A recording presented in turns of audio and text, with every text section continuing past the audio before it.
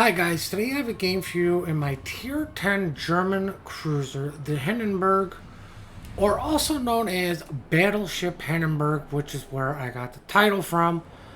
I meant to play my first this game with Zath, and I was looking at my Hindenburg for whatever reason, and this is what it was. Now, anybody watching that stream Monday will have known how this game plays out, but here's my perspective and my thoughts. Now, the reason this thing is called Battleship Hindenburg is because this thing can actually tank a lot of damage. The reason I'm running range mod is because I'm running legendary mod. The legendary mod takes up the concealment slot, and if you're running concealment, you're probably going to be a little bit better off with reload, because this thing does still reach out and touch somebody. I think it's like 18 kilometers or something, and if you really need some extra range at times, you can always run with a spotter plane over a fighter. I go with the fighter just because really old habits are really hard to break, and I've always been more fearful of carriers than just reaching out on somebody. My attitude is if I need to touch somebody, I'll rush them. If they're running away, well, they're out of the fight. But looking at the minimap and what Zath going, screw it, positioning up at B, I'm like, well, let me sit here and support him. The other thing is, there's only 2 DDs. I believe they're both tier 8s. A lot of battleships. I mean, this is like really, really good matchmaking for the Hindenburg. Now, ironically, I'm not going to go very far because, well, the enemy is going to allow me to do this. If you're going to allow ships to sit in a position and just punish you, you've got to do something about it. Now, one of the weaknesses of the Germans is their AP. If the target is not completely broadside, your AP's not going to do much. If they are completely broadside, and I mean they have to be complete broadside, 1-2 degrees, and it's over. That's how badly this AP is affected by it. But if they are completely broadside, the AP will absolutely wreck things. The problem is, most things aren't going to be completely broadside to you because they're going to angle up. Now, luckily, we get the camp as our 2 Asacios. Got it. Yay, great. There's got to be a DD on C just from the sheer fact of, there's a couple cruisers over there, and whatever is capping isn't spotted. And the Worcester would have spotted a cruiser or something else just by sailing across like that. Our team has taken the lead. Now, looking at, what the enemy is doing is like, I'm telling Zath, I'm like, Jesus, I don't have to move here. I'm in a target-rich environment. There are several things I can actually hit because I am running the range mod. The reason I run priority target over incoming fire alert is, I have just learned to notice if something pops up on the minimap right now, which I usually have an eye on, and priority target says 1, I'm gonna look and see if that guy actually shot at me. I'm gonna unzoom out and take a quick gander over, and while I'm doing that, I'm gonna be maneuvering anyways, just assuming the worst.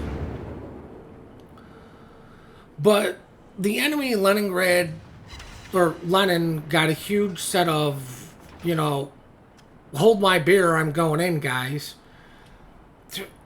You may get the ram off on the repub, but, okay, there's a low North Carolina, but there's still a Jean Bart over there. The two DDs have relocated. It's been a while since B's capped, so you've got to assume one of them's coming over there.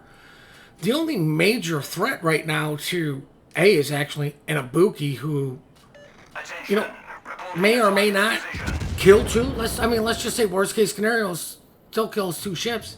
Still a Jean Bart over there. The Zuma's too far back. The Donskoy's too far back.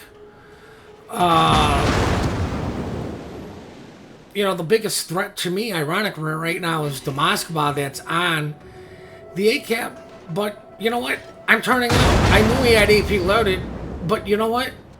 Sometimes you just have to make the turn. You just have to make the turn and pray for the best. But see, one salvo. You got one salvo off. One I was broadside.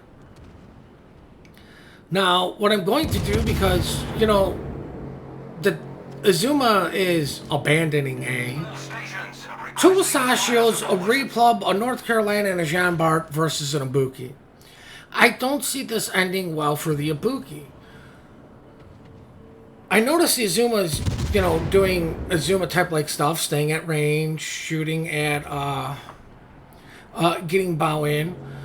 But the situation is this: we have ACAP. Like, there's no reason to throw another ship at ACAP to do anything. Let me just sit here and farm this Azuma. I'm shooting for free. All the guys at sea have to push into us, and I can utilize this island cover. Now, I do switch to the AP because I'm like, oh, maybe Des Moines will stay broadside. I can get some nice shots in on him and maybe delete him. But he is angled just slightly. But he is, he was flat for a minute, but you can see him. He's turning out. And that's what I mean. It doesn't take much angling from these ships to really nullify the AP. Oh, look, the Repub shot at me. Detected by 2. The reason I keep going backwards is because most people can't hit their shots on reversing targets. And of lately, every time I stop to go forward, they seem to just absolutely wreck me. So I'm like, I'll just take my chances, keep reversing, just turn a little bit. And, I should be okay. Des Moines slowing down. Don't know if he's legendary. But now the Azuma, for whatever reason, is going into A, like... Dude, they're still outnumbered. North Cal may be low. I'm sure the Repub is low, but I'm going to assume that Jean Bart has actually got some health because, of what was over there. They can only shoot at so many targets. But I'm trying to focus on the Des Moines. Because I do want to get the radar out, and I can't get the Moskva. The Moskva would be the perfect target for me to shoot at. Because Germans do get IFHE for free. That was the AP buff. That was how they fixed the German AP, was they buffed the German HE. Don't ask me how that logic works, but that's what worked. The German HE did need a buff. But at the same point, they should have just fixed the AP. And I'm sure there's some sort of coding issue none of us are aware of and none of us understand on why they can't. Now, I popped my Hydro because, I know Zath's there, but it's still a Hirakazi, and you know what? You never know. Wow, did you guys count the timer? That's why I run a legendary module on this. I don't even have to hit my repair party. Like, the fire's over with. You're not killing me with the, by burning me down. You may get a death on me because I was on fire and that low health. But you're going to have to do an awful lot of damage. Now, let's see if I can remember. Let's slow this down and look at the situation, because a lot's going through my head right now.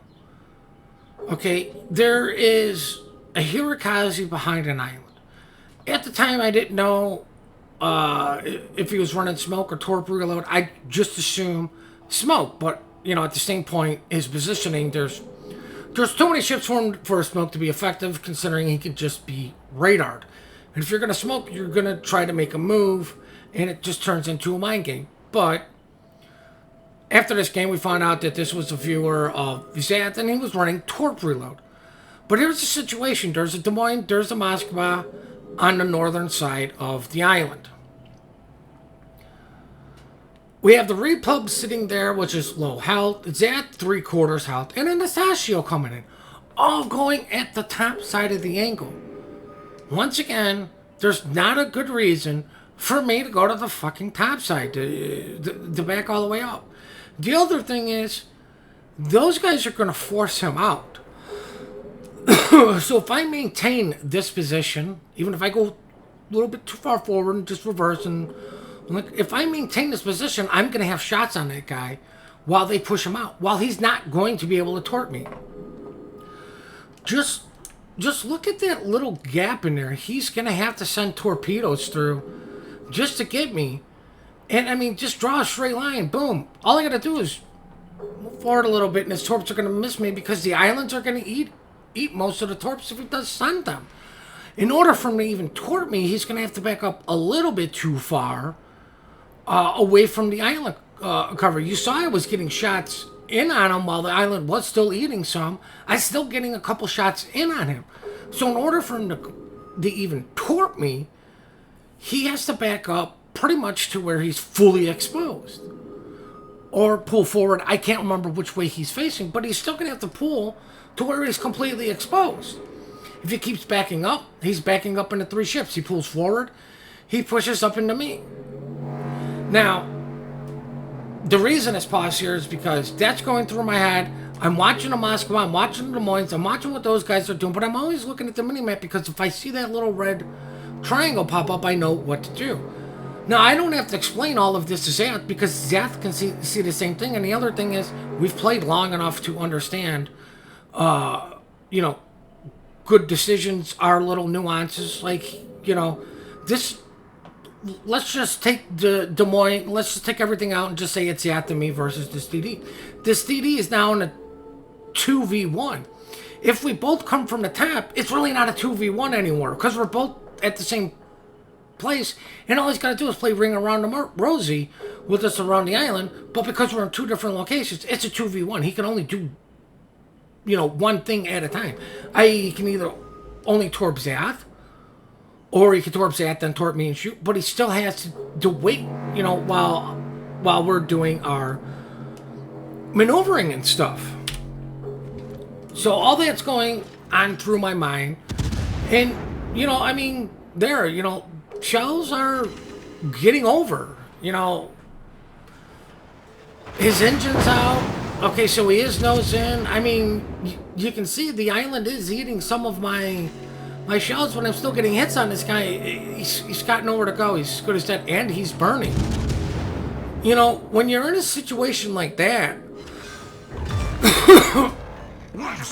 guys, we have the cap. What the DD should have done was stay out of the cap. He shouldn't have pushed into the cap to try to, deny us. The Moskva's right there. There's a Des Moines right there. Wait for something else. Come around from behind and just spot. So many people don't understand the importance of spotting. Granted, we're all freaking spotted anyways, but this doesn't give people the opportunity to go dark if you're spotting them. Like, say I was in a really bad pickle and I told Zath, I gotta go dark. All I gotta do is move freaking forward. There's so many islands. It's not gonna take me long to go dark. Stop shooting. Wait the 20 seconds. Keep pushing forward. And island cover's gonna block line of sight from all of these guys. But DD's down there. There's not much you can do. Now, like I said, my best target of opportunity is, Moskva. IFHE just eats these things alive. Hindenburg absolutely counters a Stalingrad. So many people forget that simple fact. IFHE Henry still counters Stalingrad and Kreml. IFHE Hindenburg will counter a Kreml, but usually it's just the fires that also help with that. But, might as well farm the Moskva as much as I can.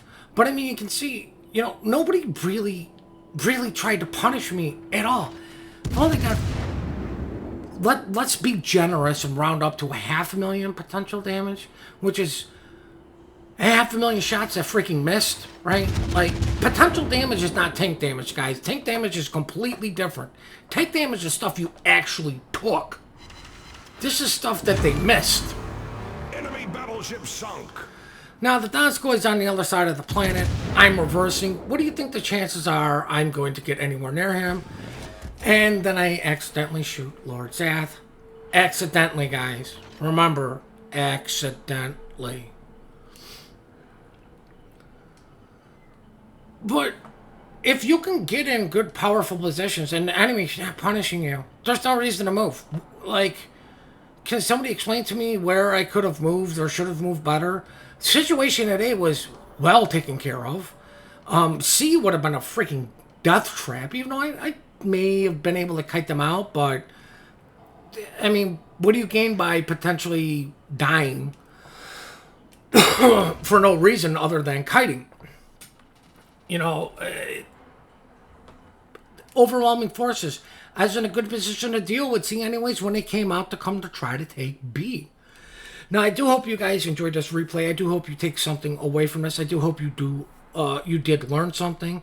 Once again, I do hope you enjoyed it. I do appreciate all the support you guys do give me. And please remember to compliment good teamwork, good team play. We are quick to report, slow to compliment. Please hit that like and subscribe button and have yourselves one heck of a great day.